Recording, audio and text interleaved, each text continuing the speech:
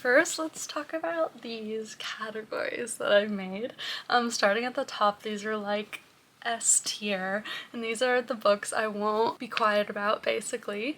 Then we have 10 out of 10 would recommend. These are really good, but they didn't quite reach like the best of the best, all-time favorites. Literally can't stop talking and thinking about them. And then mid is just like pretty self-explanatory. They were good, but like they're not like anything crazy. I enjoyed my time, but not gonna write home about it. Then we have I don't remember reading this book. I probably enjoyed my time, but I couldn't tell you for the life of me what it's about. And then we have there's an audience for everything, meaning maybe it wasn't for me, but I know other people really loved it and really enjoyed it, so maybe go ahead and try it out yourself.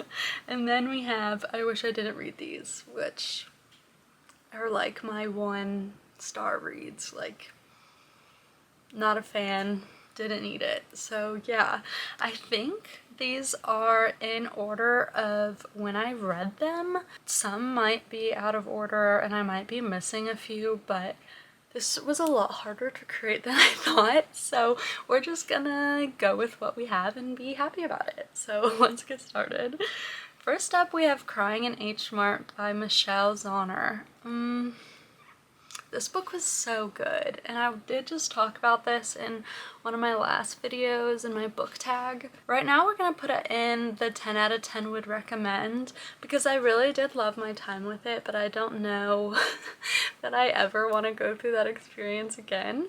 So, and I feel like the books that I won't shut up about should be the ones that I like want to binge and reread over and over again. So right now it's going to be in the 10 out of 10 would recommend. Then we have Address Unknown. I did really enjoy this, but let's just say mid. I mean, it was really good. I feel like if it sounds like your cup of tea, you should read it, but other than that, like I'll probably never read it again, you know. Tender as the Flesh.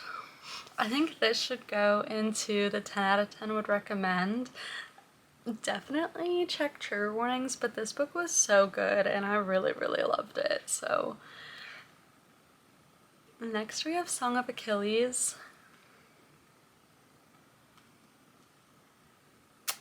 There's an audience for everything.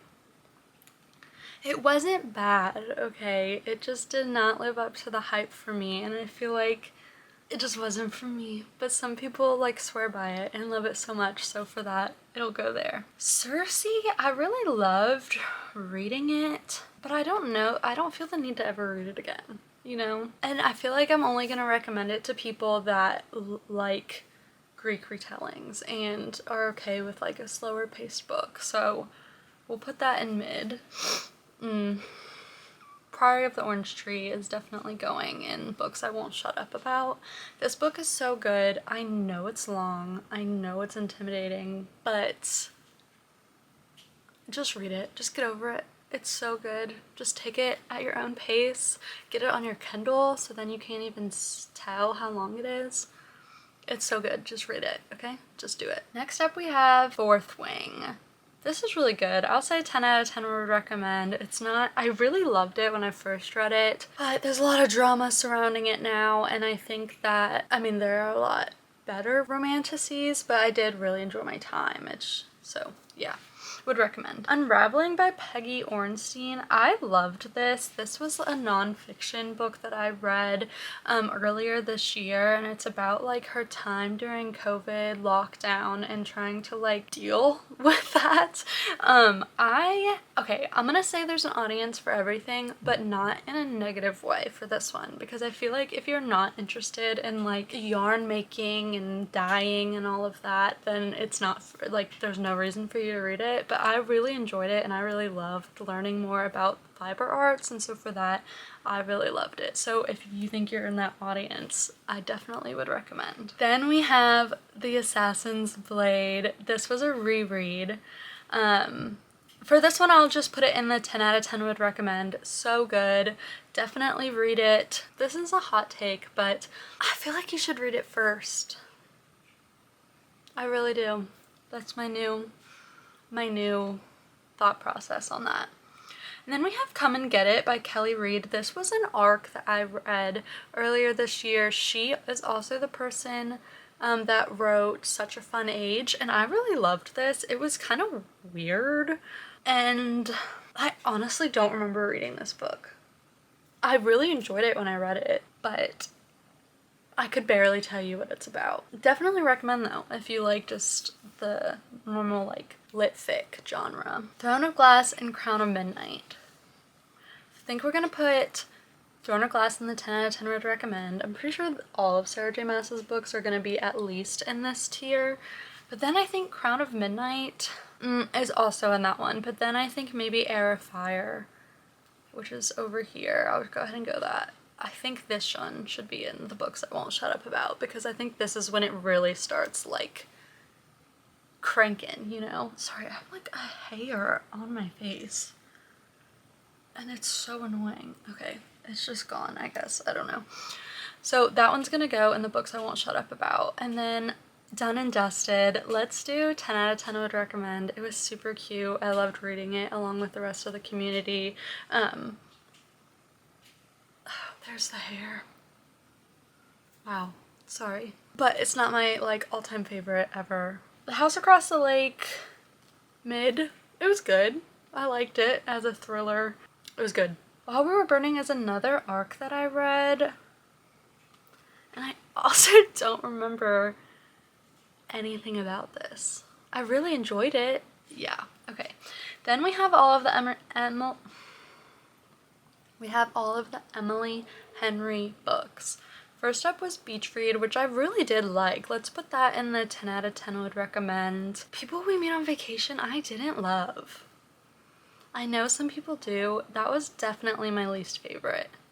So let's just put that in There's an Audience for Everything, because I know that a lot of people love that one, but it just didn't do it for me. Book Lovers, I Won't Shut Up About, and Happy Place, I Won't Shut Up About. Those are so good. Really, like, I plan on rereading those next year, for sure. We don't need to talk about it. I've talked about it enough. If you want to know more, you can look at my Goodreads review. Mr. Magic was another arc that I read, and I'll just say mid. I thought it was good. Like psychological thriller horror type thing. But yeah, I'm probably just not gonna go around like recommending it to everyone, but if someone asked me for like a weird, like kitschy thriller, then I would recommend this one. Behind the Net, I will not shut up about. I just won't. Okay, it's so good. It's hit me on such a level that was so much deeper than just like a cute little rom-com. So good. This made me go down a rabbit hole of Stephanie Archer's books. I cannot wait to read her next book. What is it, Behind the Net? I don't know, I'll put it on the screen. I got an arc for that one and I'm so excited to get to it. Queen of Shadows is also so good. Let's just put that in 10 out of 10 would recommend, because I don't want the I Won't Shut Up About these books just to become like all of the Throne of Glass books, but that one is so good.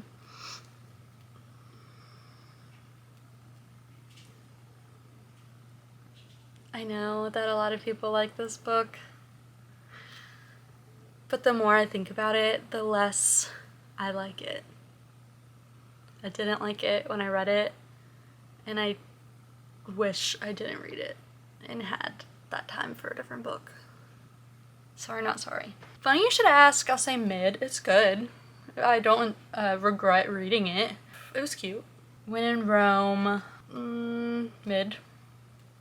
Let's say both of these Sarah Adams books mid. They're both really good, cute, did what it needed to do, but yeah, I don't know that I need to reread them. That Kind of Guy and The Wrong Mr. Right, I'll probably also put there. I think at this point I was just getting a little burnt because I read like all of these rom-coms in one video and I was sick, like could barely function, like my brain wasn't working sick, so I don't know that it's the book's fault, but they were all really good. Okay, I did do the tandem read of Tower of Dawn and Empire of Storms, and I feel like that is a feat in and of itself. And so those are gonna go in the books I won't shut up about, because the fact that I did that, I should win an award. It was so good, but I also like don't regret it. It was so good. I definitely think it's the way to read it. But yeah, I'm not gonna shut up about the fact that I did that because wow. Pet Sematary, yeah, 10 out of 10 would recommend. It was really good. It was from my Partner Picks My TBR video. Tucker really loves Stephen King. And yeah, I enjoyed it. It was really good. I mean, do I even need to say anything about Kingdom of Ash? I mean, clearly I won't shut up about it, so maybe I do, but yeah, I mean, that is where it deserves to be, so. Powerless. Okay, maybe that's overkill, but I think it was so good. I mean, no, I think that's where it deserves to be for me. I think that book was so good, and I think people are too harsh on it. No, it's not the most revolutionary fantasy book I've ever read, but who cares? I loved it. I enjoyed my time. I was kicking my feet and giggling and blushing the whole time. And I won't shut up about that. A Darker Shade of Magic.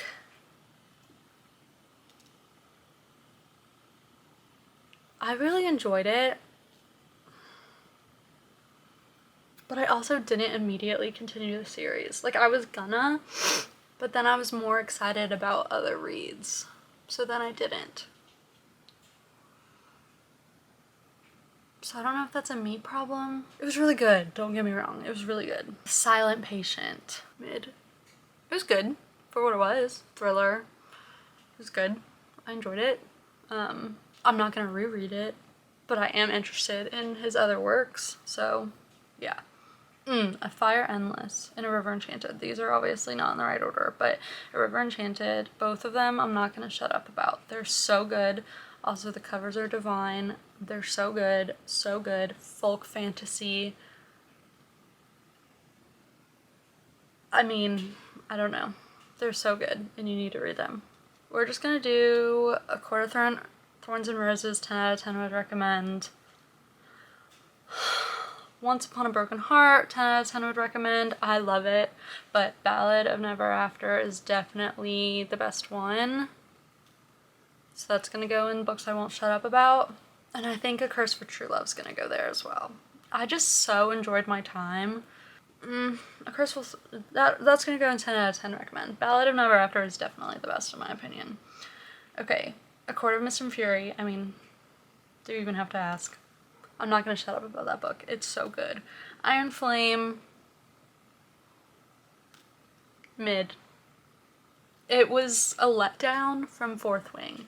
It wasn't as horrible as everyone is saying it was, but it was too long. And miscommunication, having the same argument, is annoying. A Court of Wings and Ruin, I loved so much more this time. I'm still gonna just, no, I won't shut up about these books. This one is so good, and I really loved, like, the pieces of Nesta sprinkled into this one, and I really loved that. Course of Frost and Starlight, I mean, we'll just do mid. I mean, it's cute. No, 10 out of 10 would recommend, because you guys are telling people that you don't need to read it, and you definitely do, okay? Especially if you're gonna read A Court of Silver Flames. It sets up that story so well, so please read it. It's like 100 pages or something, I don't know. It's not long. I read it in like a day. Read it. Of course, I mean, A Court of Silver Flames goes to the top. I don't really know. I don't know what else to say. And then Caraval is gonna go in 10 out of 10 would recommend, and I just finished Legendary last night, so it's not on here, but that one should go into the books I won't shut up about, because